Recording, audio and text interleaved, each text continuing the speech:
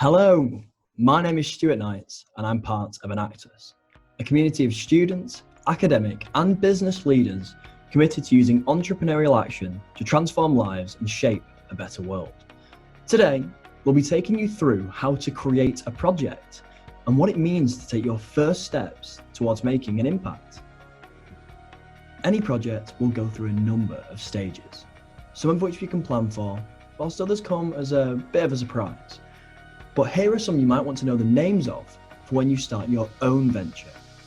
We'll be taking a look at needs assessment, beneficiary research, ideation, strategic planning, and testing and adapting.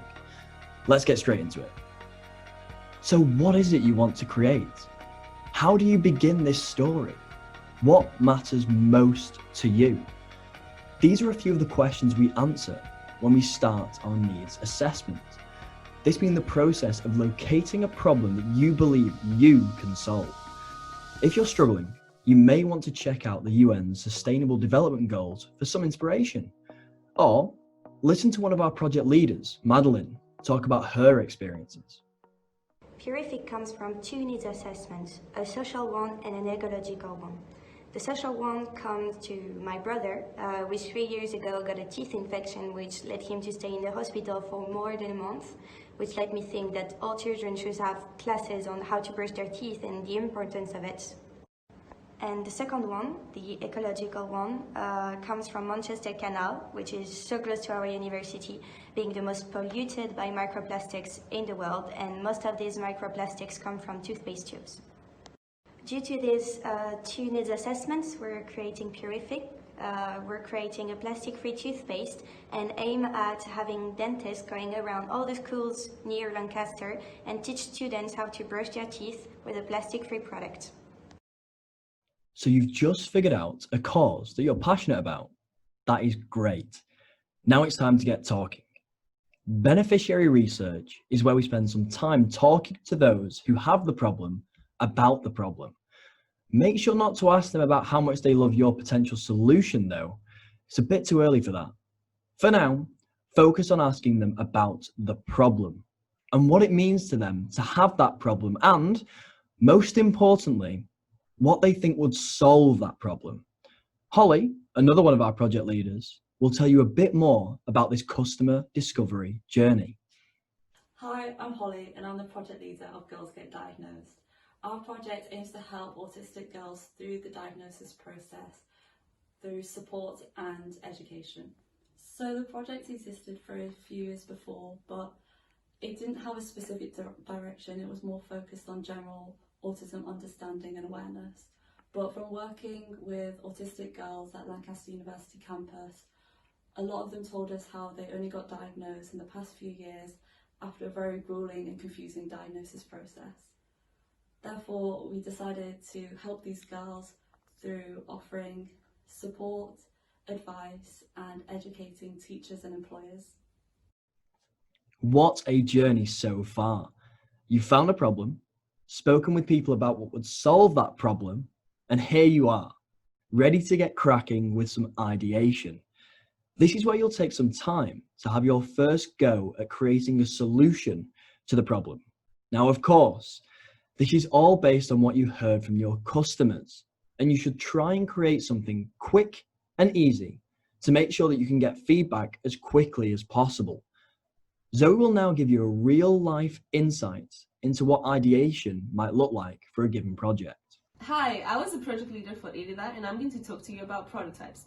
The first thing that goes into this is, of course, research. The goal for IDIDA was to create an e-learning platform where individuals could share their knowledge and be aided financially. I had to research and ask myself things like, could someone from our network help? Which website building platform to use? How to even create such a website? And always take in consideration cost and practicality. The main take back should be that the earlier a prototype is created, the earlier it can be tested. Prototypes are crucial and they don't even have to be perfect. So create, test, and adjust. A good idea is nothing without some serious strategy, especially when timing is everything. But strategy isn't just about your launch. It's also about how you manage your team, connect with your advisors, develop your offering, and much more. But don't worry if you don't get it right the first time. A strong concept is worth sticking around for, and this is what will keep your team engaged throughout the process. Now, if there's one person who knows something about strategy, it's Sam from Refill It. Take a listen to what he has to say. At Refill It, we've got 3 basic goals we want to achieve in Lancaster.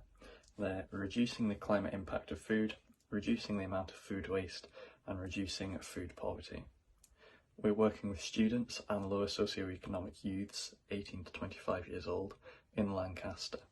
We're understanding their needs and working on a solution that not only meets our goals, but fulfills their needs. You made it! You've launched your first iteration of your project and made impact where it matters. Just one more step. Test and adapt. Even the best don't get it right the first time.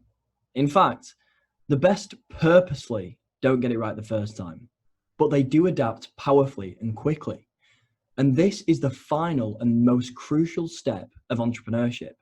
And who better to tell you about it than all of our fantastic project leads? We are Purific. We started out trying to help end poverty with toothpaste, and now we're targeting children to help the next generation learn about oral care products.